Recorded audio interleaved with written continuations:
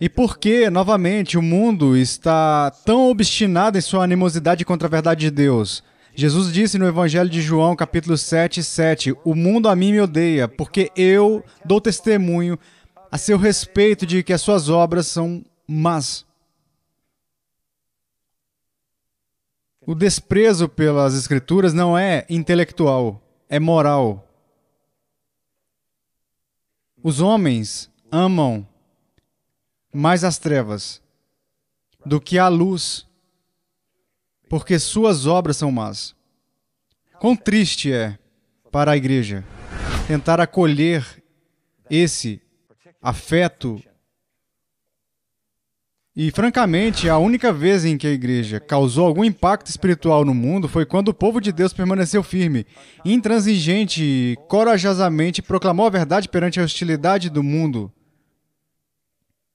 Penso que agora vocês entendem que é disso que se trata. Não se trata de um ministério da moda, o que é, francamente, obsolescência planejada, porque a geração de amanhã renunciará a todas as modas e filosofias de hoje. Agora, o que eu gostaria de fazer esta noite é muito simples. Na verdade, se você... Bem, há cerca de alguns meses escrevi um livreto. Fiz só deste tamanho porque acho que pode vender 14 milhões. Não sei. Mas me disseram que isso poderia acontecer. Chama-se Por que um Caminho? Defendendo uma reivindicação exclusiva em um mundo inclusivo. É uma cosmovisão cristã de 70 páginas pequenas. Porque creio que a maior parte dos cristãos evangélicos não tem uma cosmovisão bíblica. E tento deixar isso bem claro, simples e direto. E nesta pequena abordagem, tento edificar apenas uma pequena estrutura e um paradigma, numa sequência de 6 palavras, familiares a todos nós. Deixe-me ver se consigo explicar essas 6 palavras e esta pequena estrutura. E isso é um pouco fora do comum para mim. Sou principalmente um professor bíblico, mas vou utilizar o chapéu da minha filosofia, teologia um pouco esta noite. E quero apenas guiá-los através de um pequeno fluxo, a fim de ajudá-los a entender como pensar de acordo com a maneira como Deus quer que você pense em sua palavra. Primeiro, vamos começar com a palavra objetividade. Objetividade. Começamos com a realidade de que a fonte da verdade está completamente fora de nós. Lutero chamou a Bíblia de palavra externa. No caso, a palavra externa é a Bíblia. Você pode crer, pode não crer, mas não pode mudar. Você não tem essa prerrogativa. Está afirmado de uma vez por todas. A palavra de Deus está firmada para sempre no céu. Isto é profundamente essencial.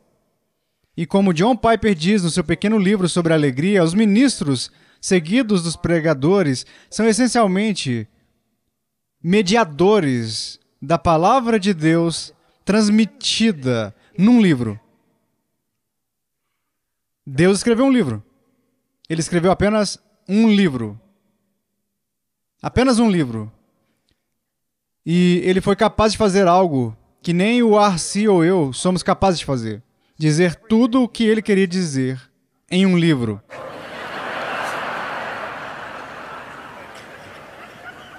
Ele disse isso sem erros, sem falhas e sem deixar nada de fora ou acrescentar algo desnecessário.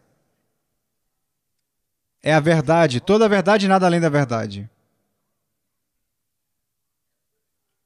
E o livro foi então dado a nós, a revelação de Deus, através de um meio chamado inspiração, pelo qual o Espírito de Deus se moveu sobre os escritores humanos que escreveram as mesmas palavras que Deus queria que eles escrevessem, para que, no final, aqueles autores humanos escrevessem a palavra de Deus. E é aí que temos que começar. A verdade não vem do homem. Você tem que saber disso, você tem que aprender, entender e aplicar. Mas não tem nada a ver com a origem. Você não é a fonte disso. O cristianismo autêntico entende que a Escritura, a Bíblia, é verdade objetiva, absoluta e divina. Nenhum ser humano jamais teve em si qualquer ideia, pensamento ou experiência que de alguma forma determinasse qualquer verdade divina. Tudo vem de Deus. Nenhum ser humano é uma fonte capaz de estabelecer a verdade divina, e nenhum anjo o é.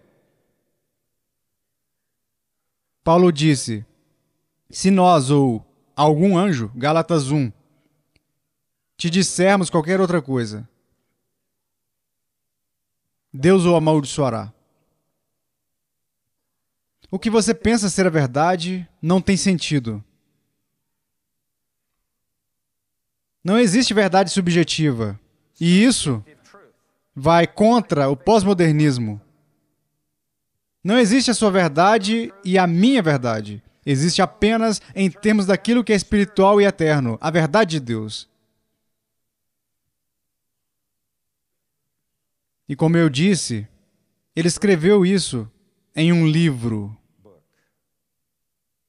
As Escrituras vieram, escreveu Pedro, não pela vontade do homem, mas os homens santos de Deus foram movidos pelo Espírito Santo.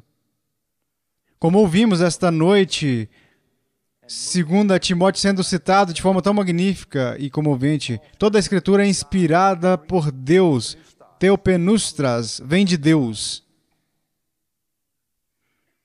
É a verdade de Deus, quer você acredite ou não.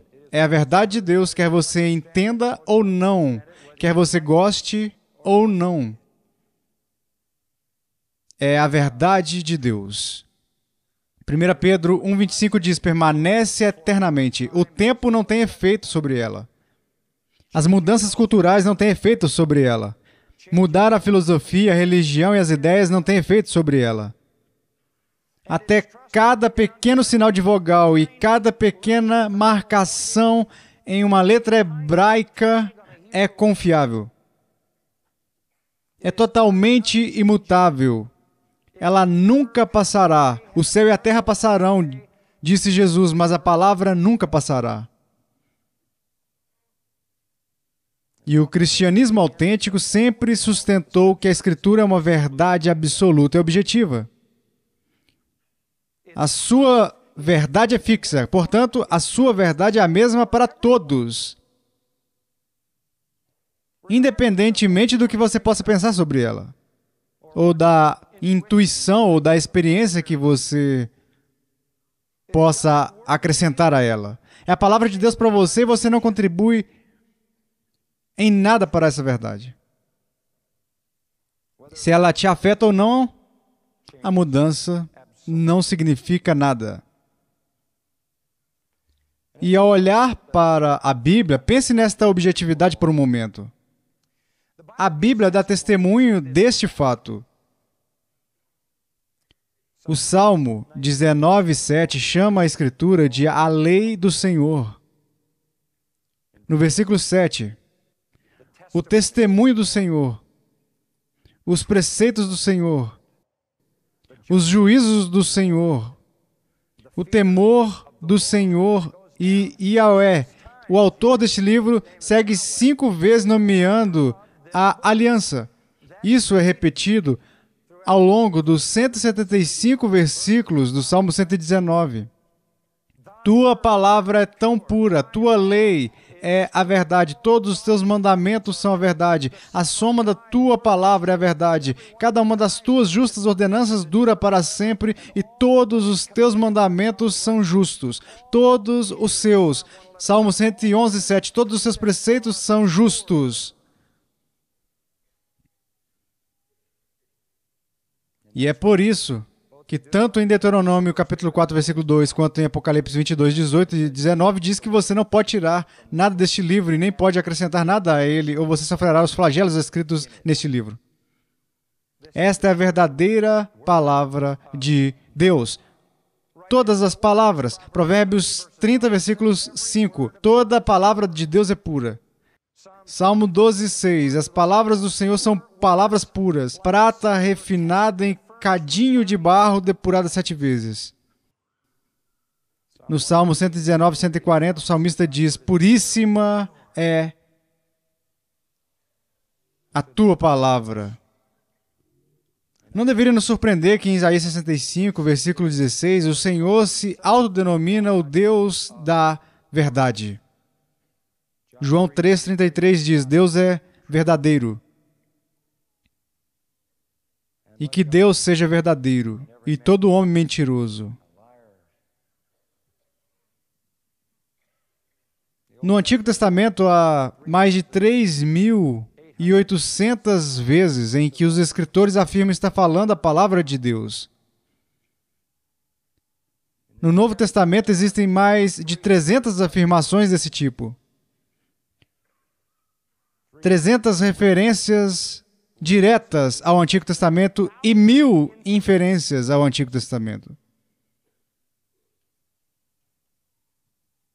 Há poucas dúvidas sobre o que a Bíblia afirma de si mesma. Paulo afirmou em Gálatas 1 que o evangelho que ele recebeu não o recebeu dos homens, mas o recebeu de Deus. Em 1 Timóteo 5,18, Paulo cita Lucas e a chama de Escritura.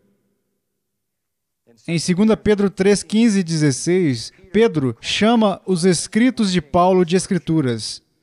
Em Judas 17 e 18, Judas chama os escritos de Pedro de Escritura. E assim por diante. Antigo e Novo Testamento, esta é a verdadeira palavra de Deus. Talvez a melhor maneira de compreender a veracidade das Escrituras seja ouvir o testemunho daquele em quem mais se confia, o próprio Senhor Jesus. Isto é o que ele disse: examinais as Escrituras, porque julgais ter nelas a vida eterna, e são elas mesmas que testificam de mim. Cristo não apenas lhes ensinou que ele é o tema de todas as Escrituras, mas também ensinou que veio para cumprir as Escrituras. Em Mateus 5,17 ele disse: não penseis que vim revogar a lei ou os profetas. Não vim para revogar, vim para cumprir. Em Mateus 26, 24, Jesus, a partir da cruz, disse: o Filho do Homem vai, como está escrito a seu respeito. E alguns versículos depois ele disse que não precisava da proteção da espada de Pedro, porque se ele quisesse, ele poderia convocar legiões de anjos para obter assistência, mas então ele disse: como, pois, se cumpririam as Escrituras? Jesus testificou que ele veio para cumprir as Escrituras. E sua visão era que tudo girava em torno dele. Cada detalhe. Em João 10,35 ele disse: a Escritura não pode falhar. Ele disse que é mais fácil passar o céu e a terra do que falhar um só tio da lei. Todas as coisas, Jesus disse, que foram escritas pelos profetas serão cumpridas. Ele até chamou a atenção para algumas coisas bem particulares. O Salmo 22, versículo 1, previu que quando o Messias estivesse morrendo na cruz, ele clamaria e diria: Deus meu, por que me desamparaste? E Jesus, pendurado na cruz, disse literalmente: Deus meu, por que me desamparaste?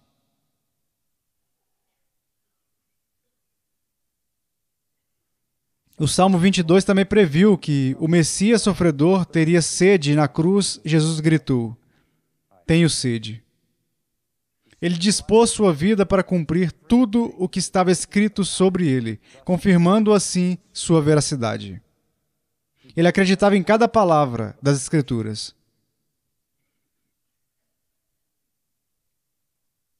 E claro, a discussão clássica resume-se então a isso. Uma de três possibilidades. A primeira é que não há erros no Antigo Testamento, tal como Jesus ensinou. A segunda seria que existem erros, mas Jesus não sabia sobre eles. A terceira, existem erros, Jesus sabia deles e os encobriu. Não há outras opções. Se você crê na divindade e na santidade de Jesus Cristo, então você aceita o seu testemunho da veracidade das Escrituras. A questão está resolvida. Então ele prometeu aos discípulos que enviaria o Espírito Santo para equipá-los a fim de escrever o Novo Testamento, que vem com a mesma inspiração. Assim, chegamos à Escritura entendendo o testemunho que a Escritura dá de sua própria inspiração.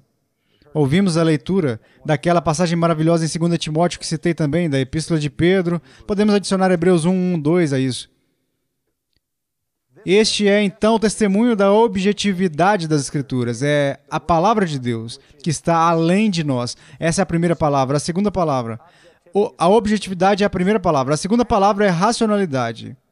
Racionalidade. A revelação objetiva de Deus nas Escrituras deve ser entendida racionalmente. Isto é, deve ser entendida pelo raciocínio normal. É lógica, não é contraditória, é clara, está sujeita à avaliação mental. Não há erros nisso, não há inconsistências, não há mentiras, não há princípios infundados, não há contradições lógicas, pois pode haver o que nos parece ser contradições ou paradoxos, porque em nossa humanidade não podemos compreender tudo. Mas não há contradições reais nas Escrituras, nem fantasias, nem absurdos e nem inconsistências, nem mitos e nem creio que haja alegorias. Sendo assim, e Gálatas 4, concordo com Walt Kaiser. Estávamos trabalhando no Conselho da Inerrância sobre essa questão e a opinião dele é que isso é uma analogia e não uma alegoria. Isso quer dizer que a palavra de Deus é uma história real. São pessoas reais, contada em linguagem normal. E as Escrituras devem ser entendidas da mesma forma que você entenderia qualquer coisa. As Escrituras devem ser entendidas pelo processo da razão, da mesma forma que você resolveria um problema de matemática. Ou da mesma forma que você leria um esquema de engenharia. Ou da mesma forma que você diagnosticaria a doença de uma pessoa comparando vários elementos sintomáticos. As Escrituras são entendidas da maneira normal como as pessoas raciocinam. Pela mente. Não é compreendida pela intuição mística. Não é compreendida por alguma epifania, por ser catapultado para alguma terra encantada. É entendida da mesma forma que você entende tudo e qualquer coisa. Usando a sua mente. Paulo diz em 1 Coríntios 2, ele diz, o homem natural não consegue entender isso. Ele não é capaz de funcionar dentro da estrutura da verdade espiritual e sobrenatural. Então temos que dizer que este elemento de racionalidade pertence apenas àquela mente regenerada. E esta é uma questão muito importante. 1 Coríntios 1 e 1 Coríntios 2 trata disso. Mas mesmo que uma verdadeira compreensão das Escrituras em sua plenitude seja limitada àquela pessoa que é crente, ainda é verdade que o crente chega a essa verdadeira compreensão através de caminhos normais de raciocínio. Assim como antes da salvação, uma pessoa não regenerada é considerada responsável, como diz Romanos, por não crer em Deus E a ira de Deus é colocada sobre essa pessoa porque há evidências, mesmo para a capacidade normal de raciocínio de uma pessoa não regenerada, de que tem que haver um Deus. E são culpados porque não seguem o caminho normal da razão até um Criador. E não seguem o caminho normal da razão através da consciência até um juiz moral e legislador. Eles são, portanto, culpados e entregues à ira de Deus. E sua razão não é, nesse ponto, auxiliada pelo Espírito Santo. Crer num Criador é a coisa mais razoável em todo o mundo, não é? Caso contrário, escolher ninguém vezes nada é igual a tudo. Isso é tolice. O homem é considerado culpado diante de Deus porque não segue o caminho da razão até a realidade mais óbvia, e essa é a sequência de causa e efeito que o leva de volta à causa primária. E então aqui estamos nós, povo de Deus, como devemos entender as Escrituras. Da mesma maneira, seguimos a razão. Foi Esdras quem se levantou no capítulo 8 de Neemias e leu as Escrituras na frente do povo durante metade do dia. Diz que ele não apenas leu as Escrituras, mas também deu seu significado. Ele explicou o significado. Se você voltar ao capítulo 7, acho que é o 7º capítulo de Esdras, diz que ele leu as Escrituras, as estudou, viveu e então as pregou. Ele compreendeu o significado das Escrituras antes de se levantar e explicar a outra pessoa esse significado. A razão pela qual estou insistindo nisso é porque penso que muitos cristãos estão presos em algum tipo de ideia de que o verdadeiro significado das Escrituras recai sobre você em alguma experiência mística. Certa vez eu estava conversando com um pregador carismático em um programa de rádio e o apresentador me disse: como você melhora os seus sermões? Não sei por que isso aconteceu, mas ele disse: como você melhora os seus sermões? E eu disse: ora, eu faço isso e faço aquilo. E ele disse ao outro pregador carismático: como você melhora os seus sermões? Ele disse: eu não os melhoro, eu os recebo. Eu nunca recebi um desses. Nenhuma mente recebe, todas elas buscam. E é um processo sério de escavação racional.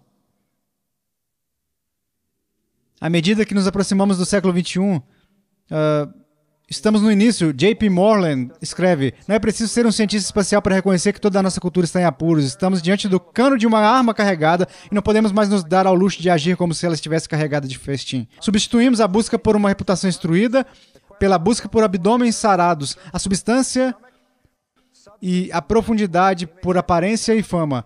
No processo eleitoral, o maquiador é mais importante que o redator de discursos e conduzimos as urnas de votação não com base numa filosofia bem desenvolvida sobre o que o Estado deveria ser, mas com o coração cheio de imagens, movimentos e slogans, todos embalados em frases de 30 segundos. A tolice entorpecente e irracional que invade os programas de entrevista na TV, dirigida por milhões de americanos entediados e solitários, famintos por esse tipo de coisa. E que o que tudo isso indica, ele diz, é um anti-intelectualismo massivo. Isso entrou na igreja.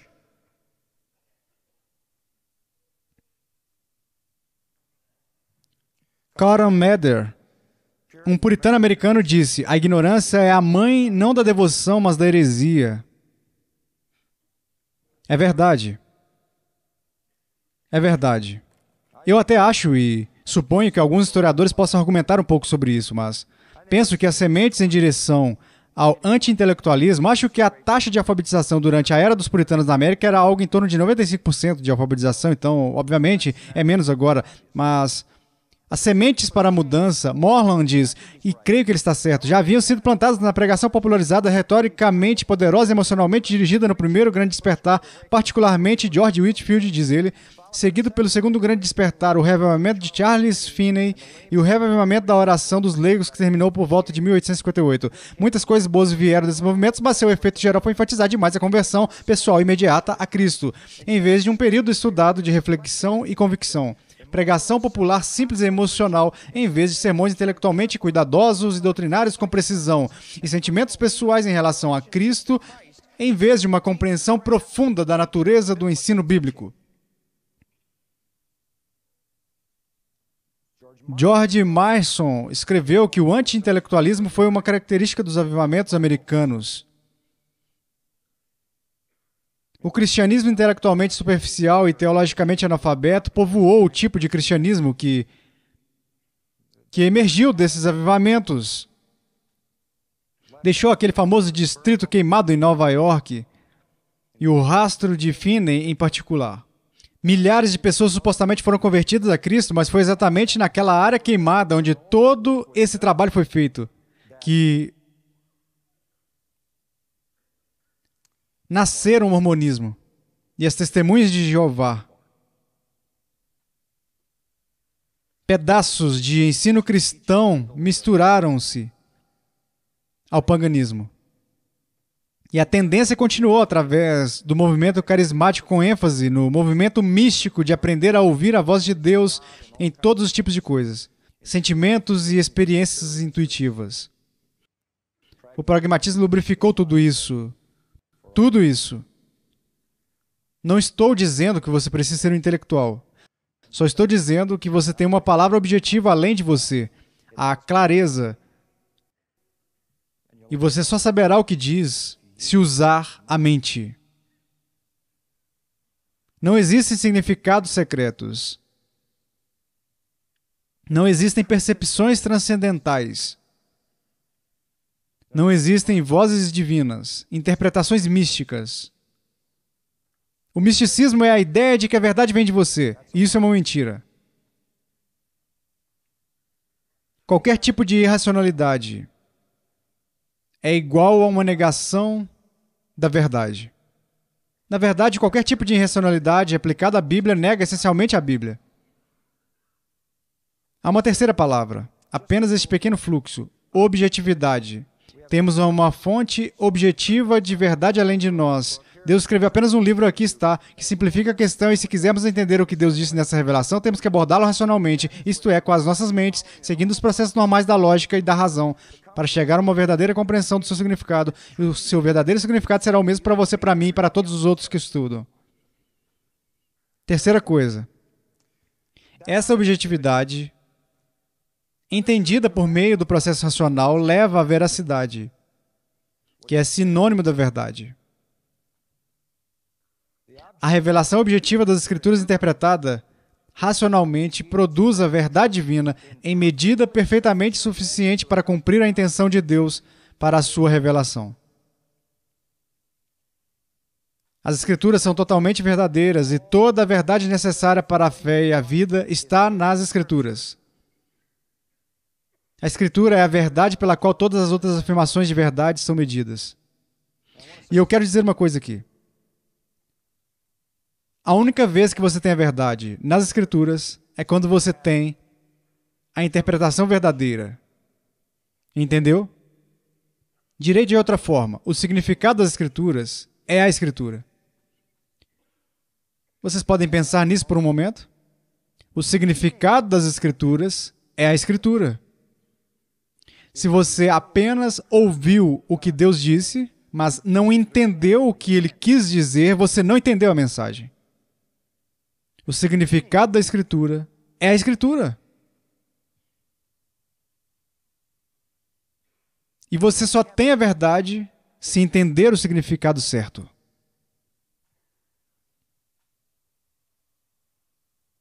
É aí que entra o trabalho árduo. E é disso que se trata os pastores e professores da Bíblia. O propósito das Escrituras não é sobre relacionamentos. Não é uma varinha mágica para melhorar os seus relacionamentos. Não se trata de sucesso. Não se trata de necessidade sentida. Não se trata de sentimento. O propósito das Escrituras é depositar em sua mente a verdade transformadora de vida. A verdade. E você não conhece a verdade até conhecer a verdadeira interpretação.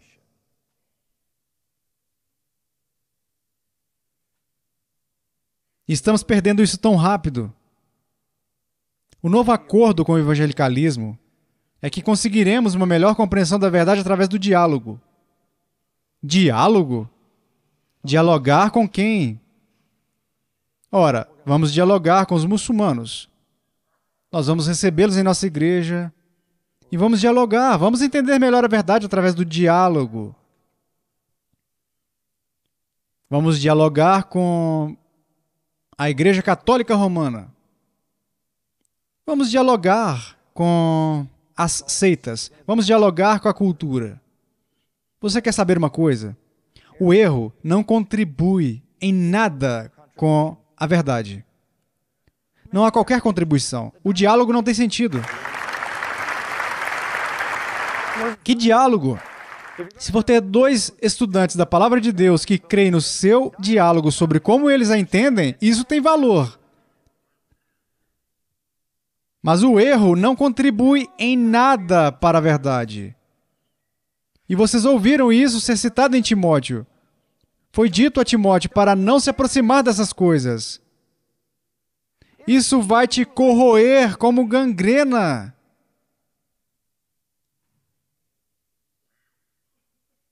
Sabe? Porque o objetivo do diálogo é sempre minimizar a autoridade bíblica. É sempre assim que acontece. E subestimar a diferença entre a verdade de Deus e as mentiras de Satanás. Parece-me que o objetivo do diálogo nunca é tornar as distinções claras. Você precisa ouvir essas gravações ou o livro sobre o Islã para entender. Direi apenas isso. Alá é outro nome para Satanás.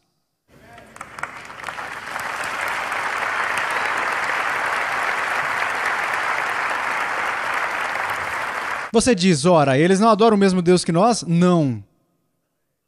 Essa pode ser a palavra árabe para Deus, mas o Deus deles é Satanás. Então, que diálogo a luz tem com as trevas? Que diálogo Cristo mantém com Satanás? Como você poderia trazer alguém assim para a sua igreja e dizer que vamos aprender com o diálogo? Bem, há uma quarta palavra. Eu gosto dessa palavra. Claro que gosto das outras, mas gosto desta. Objetividade e racionalidade. Rende veracidade. Produz autoridade. Certo? Se esta é a verdade de Deus, então eu tenho novidades, pessoal. Isso importa. É o que Pedro chama de oráculos de Deus. Bem, sabe? O dono do Los Angeles Times, um cara muito, muito rico, olímpico, acho que ele foi um lançador de disco nas Olimpíadas, anos atrás, de uma família rica de Los Angeles. Realmente um cara notável, enorme, grande, você sabe, Adonis, tipo de cara boa pinta. É dono do Los Angeles Times, de uma série de redes afiliadas de vários jornais em toda a América. Ele é de uma família muito rica. Ele começou a vir à nossa igreja. Eu acho que por curiosidade. E ele queria almoçar comigo um dia. Então fui almoçar com ele, gostei muito. E ele disse, sabe, eu quero te fazer uma pergunta, John. Ele disse, você tem uma influência porque você nunca dá a sua opinião sobre os assuntos. E eu disse, você realmente quer outra opinião? Bem, ele disse, pensando bem. E ele meio que riu. Vou te dizer o que farei. Terei o prazer em que criar uma coluna para você sobre a palavra absoluta, oficial e final de Deus, sobre qualquer assunto que você desejar.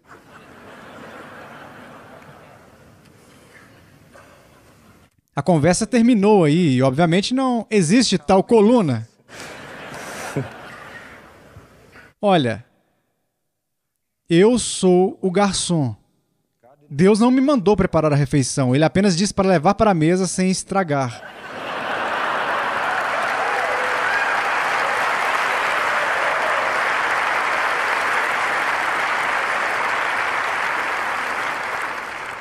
Ela traz a mente de Cristo. Amo essas declarações. A declaração de Paulo aos Coríntios, 1 Coríntios 2,16.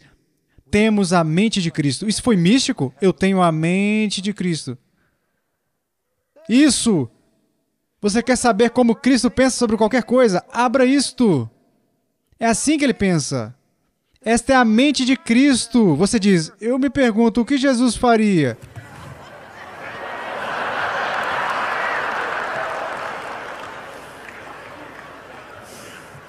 Eu vou te contar o que ele faria. Olha aqui, você irá descobrir o que ele faria. Não é uma experiência mística. Se você corre olhando para o seu pulso, deveria estar olhando para uma Bíblia. Você diz, sim, porque você sabe que este é um tempo em que as pessoas não respondem muito bem à autoridade. O que isso muda? Ouça Douglas Wilson, isso é bom. Vivemos em uma época que dá grande valor à dureza de coração. Podemos dizer, pelo nosso amor pelo ensino suave. Claro, não é assim que o descrevemos. Gostamos de crer que este amor pelas palavras suaves, ele diz, palavras que não perturbarão nem a mente, nem o coração, nem qualquer coisa entre eles, é um profundo amor pela ternura. Tal convicção nos lisonjeia, mas o nosso amor é, na verdade, o oposto da ternura. Se os nossos corações, ele diz, fossem um pedaço de concreto e quiséssemos mantê-los assim, então o nosso desejo de tê-los acariciados com um espanador de penas seria, não demonstra amor pela ternura, mas pelo contrário. Aquele que realmente quisesse um coração terno estaria pedindo uma britadeira. Palavras duras, ensino duro, são a britadeira de Deus. É preciso muito para quebrar os nossos corações duros. Mas Deus sempre faz isso com sua palavra. E sua palavra não é suave para nós. Ouça Jeremias 23, 29. Não é a minha palavra fogo, diz o Senhor, e martelo que esmiuça a penha. Quando os cristãos pedem palavras suaves, palavras fáceis, o resultado são pessoas difíceis. Quando nos submetemos a palavras duras, nos tornamos o coração terno de Deus. Mas se as palavras suaves prevalecerem na congregação, se as palavras suaves dominarem o púlpito, a dureza do coração começará a se manifestar de inúmeras maneiras.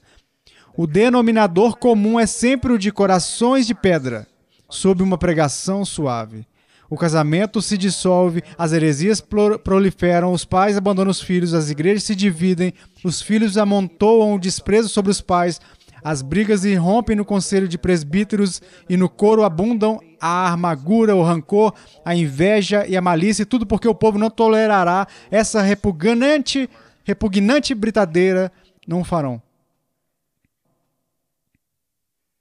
E ele termina esta sessão dizendo: chegamos ao ponto, tanto na igreja quanto na nação, em que qualquer pessoa que fala uma palavra dura é automaticamente considerada como demonstrando seu próprio coração duro. Ele é duro, divisivo e sem amor.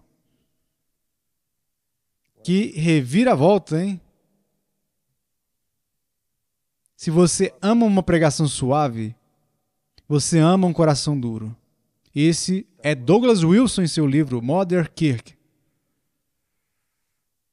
Se a verdade subjetiva, corretamente interpretada, vinda de Deus, fala com autoridade, isso leva a uma quinta palavra: incompatibilidade.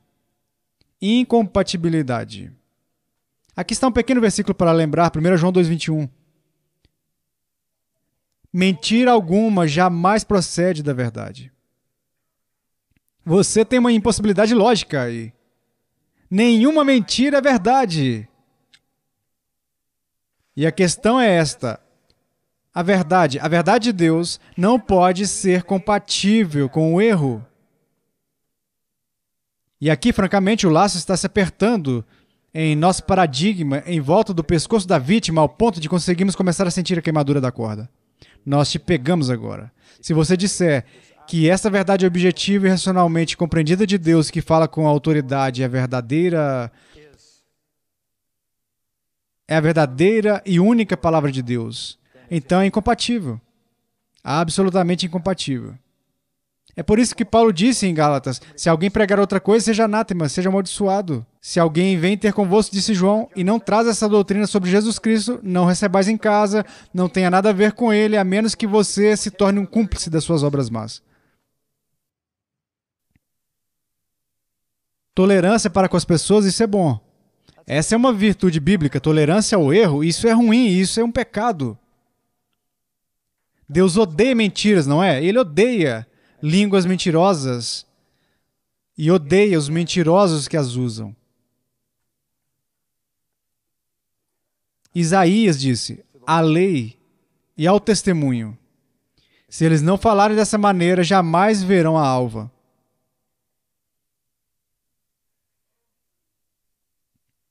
Bem, isso leva a uma palavra final.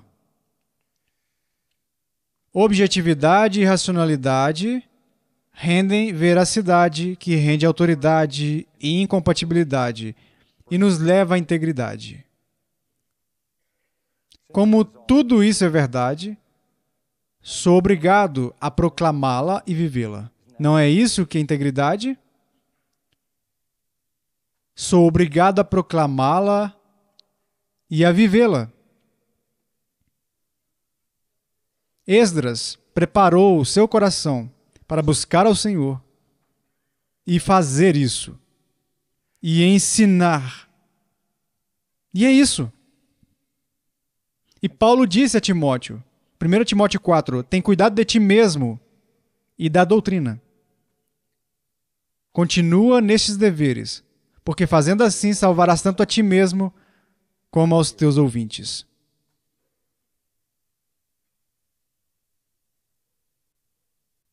E assim ficamos com este pequeno e simples entendimento de que a palavra de Deus nos leva por um caminho onde não podemos outra coisa senão proclamar e viver esta verdade. Ou literalmente desafiamos o nosso próprio entendimento.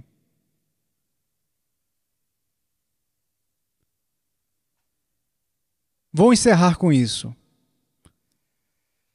R.L. Dabney escreveu um livro chamado Eloquência Evangélica. É divertido passear em livros antigos e descobrir tantas joias maravilhosas. Encontrei um trechinho ali que achei muito bom. Ele disse, podemos presumir com segurança que o instrumento ao qual o poder espiritual da reforma se deveu principalmente foi a restauração da pregação bíblica. Ele tem razão. Ele diz que a chave para a reforma foi a pregação bíblica. Isso sempre será verdade. Mas ele então segue com um alerta. Eis o caminho da apostasia espiritual para longe disso. Ele diz, existem 3 estágios na pregação. Você pode assistir isso em sua própria igreja, em 3 etapas. A primeira é aquela em que a verdade bíblica é fielmente apresentada na vestimenta bíblica. Ou seja, não apenas são afirmadas todas as doutrinas que verdadeiramente pertencem ao sistema de redenção, mas também são apresentadas naquela vestimenta e conexão em que o Espírito Santo as apresentou sem procurar nenhuma outra da ciência humana. Esta, diz ele, é a idade de ouro da igreja. Ora, o que ele quer dizer? Ele quer dizer isto.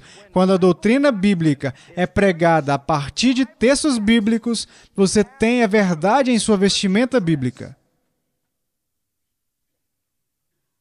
Ou seja, você tem a verdade na roupagem que o Espírito de Deus a vestiu.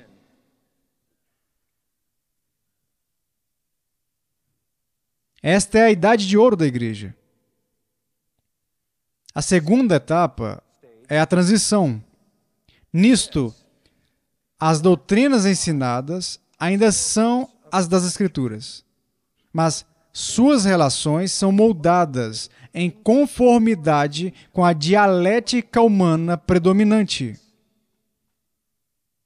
E a verdade de Deus está agora despojada de parte do seu poder sobre a alma. Nós acreditamos nas doutrinas da Bíblia. As pessoas simplesmente não se identificam. A sua linguagem antiga, as suas histórias antigas, é passado, é outro tempo, e pegamos a verdade da Bíblia e embalamos-la num pacote contemporâneo. Existe uma maneira melhor de alcançar as pessoas. Você basicamente disse: Espírito Santo, desculpe, temos uma ideia melhor. E você acaba de despir a doutrina bíblica de sua vestimenta bíblica e vestiu ela com uma moda contemporânea do momento. E ele está certo, você despojou a verdade de uma parte de seu poder. Deus sabia como ele queria que sua doutrina fosse revestida. O terceiro estágio está, então, muito próximo, no qual não apenas os métodos estão em conformidade com a filosofia da época, mas as próprias doutrinas estão em conformidade com a filosofia da época. Primeiro, o estilo da igreja muda, e depois a sua teologia desaparece. Esta é a ladeira escorregadia. E ele diz no final deste pequeno parágrafo: as doutrinas que entram em jogo contradizem a verdade da palavra, e repetidas vezes o clero tem percorrido esta escala descendente, e sempre com os mesmos resultados desastrosos. E este apelo de Dabney, que possamos sempre nos contentar em exibir a doutrina bíblica em sua própria vestimenta bíblica.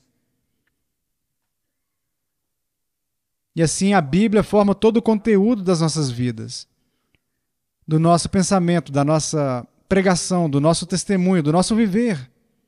E Deus disse todas as suas verdades em tais contextos, tais proporções, tais relações, em tais histórias, parábolas, analogias, narrativas e raciocínios, porque Ele sabe o que convém à alma do homem, e sob a obra do Espírito de Deus, nenhuma outra forma é tão boa quanto essa.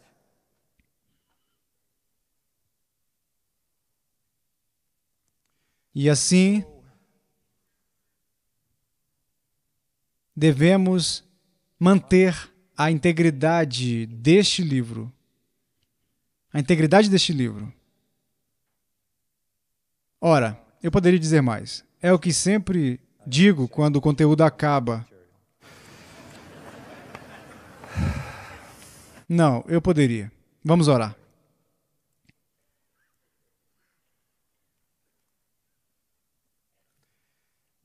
Pai, sabemos que a entrada da sua palavra traz vida.